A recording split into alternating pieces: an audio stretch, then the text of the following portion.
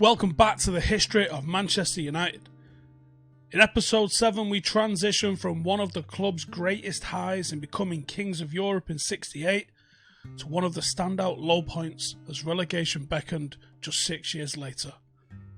This is the story of the team too good to go down. United immediately fell from the joyous celebration of lifting the club's first European Cup to suffering a 68-69 season to forget. It started in dismal fashion as Sir Matt Busby's men were beaten 2-1 by Estudiantes over 2 legs in an Intercontinental Cup final marred by on-field violence involving George Best and Jose Hugo Medina. The Argentines lifted the trophy at Old Trafford, and it was just the first of many setbacks throughout the campaign that followed. Dennis Law and George Best continued to provide the goals, chipping in with a combined total of 52 between them, but United slumped to an 11th place finish in the First Division.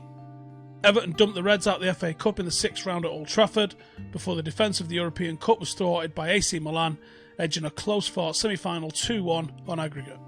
Sir Matt announced his intention to retire after 24 years of manager in January, which didn't help steady the ship, and many pondered who would be the person to step into the legendary Scots' shoes. And they were mighty shoes to fill. But the club decided to appoint from within. Arise, Wilf McGuinness. A broken leg in the 59-60 campaign ended McGuinness's playing career aged just 22, but he stayed with the club since, replacing Jimmy Murphy as reserve manager in 1964. 5 years on, aged 31, he was at the helm, filling the void of the man who he's since described as a god. Busby remained at the club, acting as a general manager, which saw McGuinness face a fight to gain authority. A combination of that and the visibly ageing squad at his disposal made it a tougher task than on paper. Improvements were made on the previous season though, with United finishing 8th and reaching 2 semi-finals in the FA Cup and the League Cup. However, as 1970 continued, McGuinness was struggling in his new post, not helped by George Best concerning off-field antics. Placing 2 fan favourites in Dennis Law and Shea Brennan up for sale certainly didn't help Wilf's cause, but he managed to guide the Reds to a 3rd Cup semi-final in 2 years, this time missing out to Aston Villa in the League Cup. Alas, with league wins still not coming by Boxing Day, he was dismissed and demoted back to the reserves as Sir Matt stepped back in temporarily.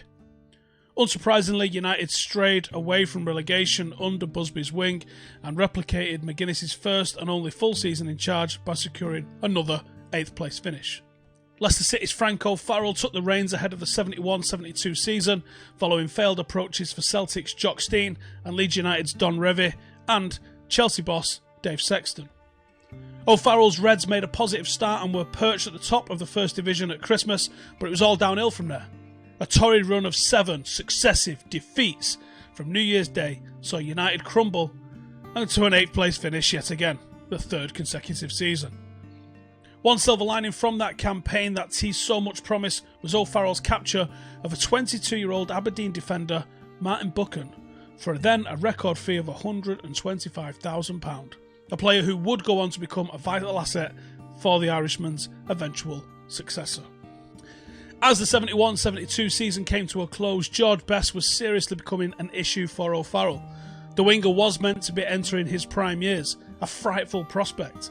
But his continued defiance and breaking of rules and disciplinary mishaps would begin to tarnish his reputation. On the day before his 26th birthday, Best made the impulse decision to announce his retirement. A shock to many before he overturned his decision and insisted the show would go on just days later. Best's behaviour was erratic to say the least, and it didn't help United's struggles on the pitch in the following campaign, starting off with a horrendous 9-match winless run. In October 72, club chairman Louis Edwards planned to dismiss O'Farrell of his duties following a heavy 4-1 defeat to Tottenham Hotspur and controversially targeted ex-Manchester City manager Joe Mercer to take over. O'Farrell happened to be away on a scouting mission the day he was set for the sack though, saving his position. Although Mercer turned down the offer anyway because he was eyeing his own retirement. Form bettered slightly, and after that there was a genuine feeling that O'Farrell could have been the man to turn the club's fortunes around.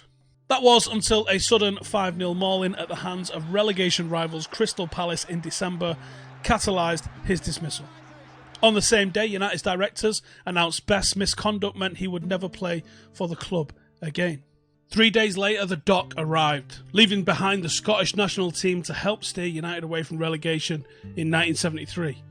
Just. In a meeting with Sir Matt, he was told, "The job's yours if you want it," and needed little persuasion from there. Tommy Docherty's arrival somewhat marked the end of an era. Dennis Law had barely featured in the 72-73 campaign and was allowed to leave the club on a free transfer after 11 years. Best once again announced his retirement as O'Farrell departed, and Sir Bobby Charlton's testimonial took place a day earlier, aged 35. He hung up his boots as United's greatest ever goalscorer. So in came Docherty, and his prospective rebuild started almost instantly with an array of new signings. Most notably the £200,000 capture of Celtic midfielder Lou Macari. It was as difficult a task Docherty could have faced as he arrived at Old Trafford though.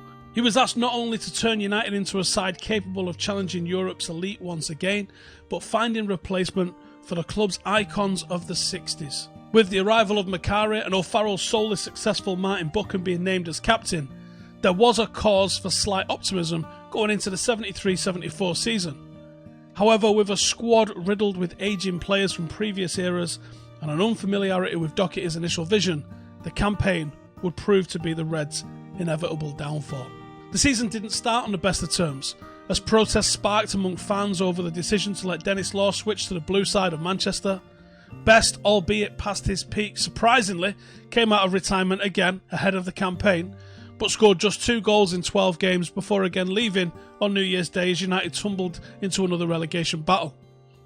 After just 10 wins and 18 defeats from 40 league games, United had to beat Manchester City in the penultimate game of the season to have any chance of survival. Docherty's decision to let Law leave the previous summer would come back to haunt him though, as the United hero scored the only goal of the game, confirming the club's relegation after 38 years in the First Division. Now, there's a big myth that has arrived around this, that Dennis Law relegated United, but results elsewhere had already put paid to that. He didn't relegate United, but it wasn't a good look all the same. In a recent interview, now aged 86, Docherty stated, "The amazing thing about football, ex-players come back to haunt you. One minute I'd got the United job and I was standing in the centre of the pitch looking around and humming the lyrics, 'You were meant for me.' The next minute, I knew I would be known as the man who took United into the second division."